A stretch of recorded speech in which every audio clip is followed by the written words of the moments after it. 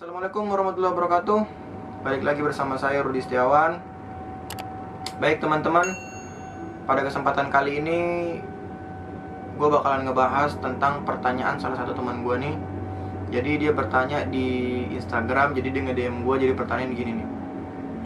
Assalamualaikum bang, gue mau nanya nih bang, gimana sih cara ngilangin rasa malas itu bang? Soalnya kadang rasa malas itu muncul dalam diri gue bang, bahkan sampai gue melupakan kewajiban gue sebagai hamba Allah bang. Apa sih yang harus gue lakuin bang, biar nantinya itu rasa malas gue bisa hilang bang? Nah, terkait dengan rasa malas, gue ada satu cerita nih yang berjudul Seekor Ikan Pemalas dan Esok Harinya. Jadi gini ceritanya teman-teman. Jadi ada seekor ikan yang hidup di sebuah sungai. Kemudian sungai tersebut memiliki air yang sangat jernih. Nah, ketika menjelang siang hari, air sungai tersebut berubah menjadi hangat karena diterpa sinar matahari, karena terkena sinar matahari. Kemudian seekor ikan pemalas ini, ketika siang hari sudah tiba, dia menikmati aliran sungai yang perlahan, menikmati air sungai yang hangat, menggerakkan siripnya secara perlahan, sampai muncul rasa malas dalam dirinya. Pada siang hari itu juga, datanglah sekelompok ikan lain. Sebenarnya sekelompok ikan ini merupakan teman dari sang ikan tersebut. Kemudian datang menghampiri si ikan tersebut. Apa yang dikatakan? Salah satu dari sekelompok ikan tersebut bertanya kepada si ikan pemalas itu. Dia mengatakan bahwa, kawan, kami sedang ingin turun ke bawah mencari makan. Apakah kamu ingin ikut bersama kami? Lalu apa dijawabkan sang ikan pemalas itu? Sang ikan pemalas menjawab, tidak, saya tidak mau turun ke bawah. Lebih baik saya mencari makan di sini. Di bawah itu gelap, di bawah itu dingin airnya, ya kan? Kemudian di bawah itu arusnya juga sangat kencang. Akhirnya sekelompok ikan tersebut turun meninggalkan si ikan pemalas itu. Sebenarnya sekelompok ikan ini memang sudah mengetahui bahwa si ikan itu memang ikan pemalas. Dia hanya ingin mencari makanan di permukaan sungai saja. Nah, tidak lama kemudian kembali ke si sang ikan pemalas ini. Dia kembali beraktivitas, kembali menggerakkan siripnya secara perlahan, menikmati hangatnya air sungai tersebut. Namun kali ini sang ikan pemalas ini, ia melirik untuk mencari makan. Jadi matanya melirik ke kanan, melirik ke kiri, sambil mencari makanan. Makan apa saya hari ini? Seperti itulah, ya kan? Ketika dia melirik ke kanan dan ke kiri, tiba-tiba saja seekor cacing muncul sedikit di permukaan sungai. Nah, dengan bangganya sang ikan mengatakan, wah, hari ini aku makan enak nih. Dengan cepat, tidak perlu ragu, langsung ikan tersebut melahap cacing itu. Ketika dilahap, sang ikan ini tidak menyadari bahwa ternyata di dalam tubuh cacing tersebut ada sebuah kail dari manusia, sehingga menyebabkan kail tersebut menyangkut di mulut ikan pemalas itu. Nah, sang ikan pemalas ini tidak hanya tinggal diam, namun apa yang dilakukan? Dia berusaha untuk menarik. Dia berusaha untuk melepaskan sangkutan kail itu dari mulutnya. Hampir menyerah. Kemudian ikan tersebut kembali menggunakan sisa-sisa tenaganya untuk apa? Untuk melepaskan dirinya dari kail itu.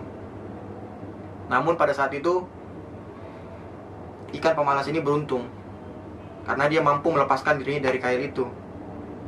Sehingga dia angkuh, dia sombong. Dia mengatakan dalam dirinya, seorang manusia tidak akan mampu menaklukkanku dengan kailnya. Itu yang dia katakan. Lalu kemudian keesokan harinya, sang ikan ini kembali melakukan aktivitas yang sama. Dia kembali menikmati hangatnya air sungai tersebut. Tidak lama kemudian kembali datang sekelompok ikan.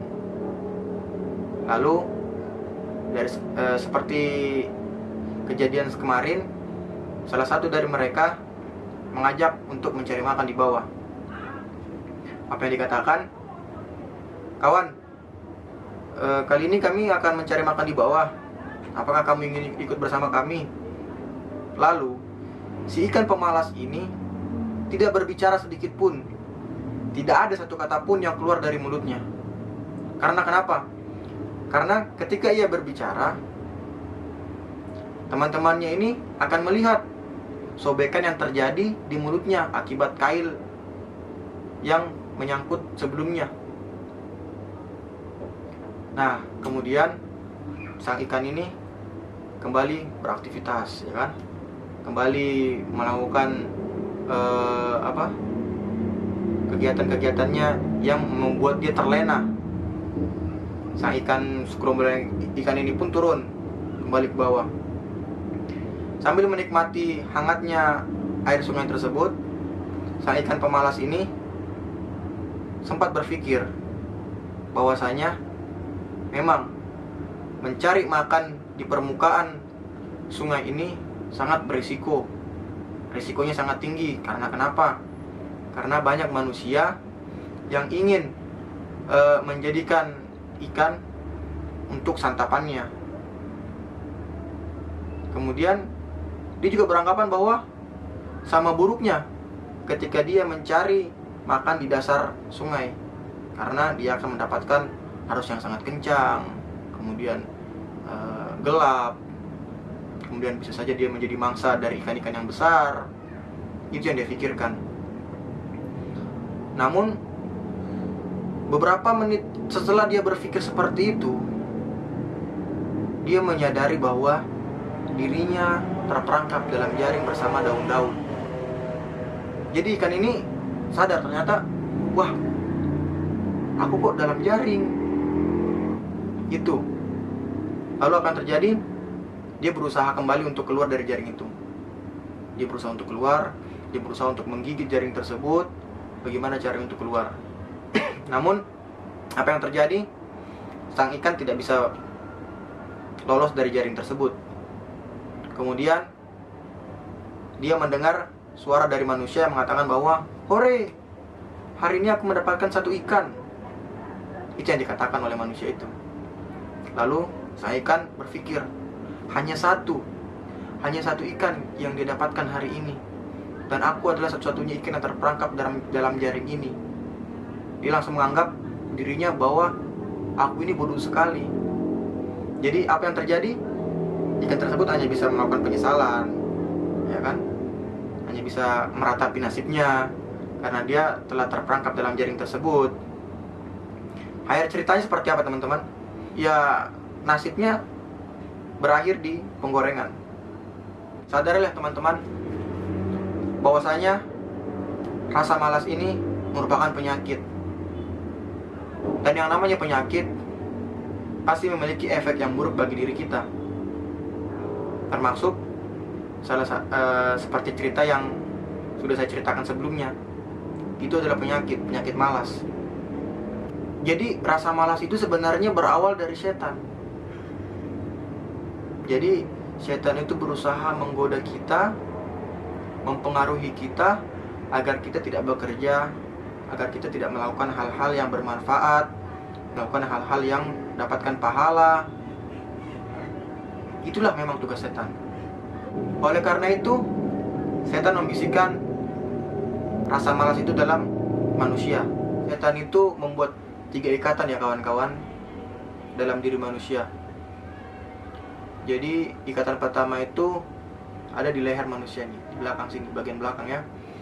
Jadi ketika kita tertidur pada malam hari, kemudian kita ingin bangun untuk sholat subuh, nah setan ini sudah mulai bekerja. Dia membisikkan ke telinga kita apa yang dikatakan, malam masih panjang, malam masih panjang, tidurlah, malam masih panjang, tidur. Itu yang dia katakan. Namun ketika kita bisa melawan bisikan itu, maka lepaslah satu ikatan. Kita bangun, kemudian kita berzikir, berdoa, lepaslah satu ikatan. Selanjutnya, ikatan kedua ini akan terlepas ketika kita sudah mengambil air wudhu. Jadi ketika kita bangun, kemudian berzikir, lepas satu, kemudian kita bangun, kemudian kita mengambil air wudhu, itu lepas ikatan yang kedua. Ikatan yang ketiga itu ketika kita melaksanakan sholat subuh, kemudian kita berdoa, lepaslah ikatan ketiga itu. Di pagi hari, dia akan bersemangat dan bergembira jika melakukan hal-hal seperti tiga hal tersebut. Namun jika tidak, maka dia tidak akan mendapatkan kegembiraan dan hari yang ceria pada hari itu. Jadi siapapun yang ingin hari esoknya gembira, ceria, maka tinggalkan rasa malas itu. Buang jauh-jauh rasa malas itu, kawan-kawan. Buang jauh-jauh rasa malas itu. Karena kalau tidak, kita akan mengalami nasib yang sama dengan ikan pemalas itu. Baik teman-teman, terima kasih banyak telah menonton video ini. Semoga bermanfaat, baik untuk diri saya sendiri, untuk teman-teman semua, dan untuk semua teman-teman yang menonton video ini. Semoga bermanfaat. Marilah kita memohon doa kepada Allah Subhanahu wa Ta'ala agar senantiasa kita dijauhkan dari rasa malas. Dan jangan lupa like, komen, share, subscribe channel ini agar saya lebih bersemangat untuk membuat konten-konten yang positif, tentunya konten yang sangat bermanfaat untuk teman-teman semua. Terima kasih. Assalamualaikum warahmatullahi wabarakatuh.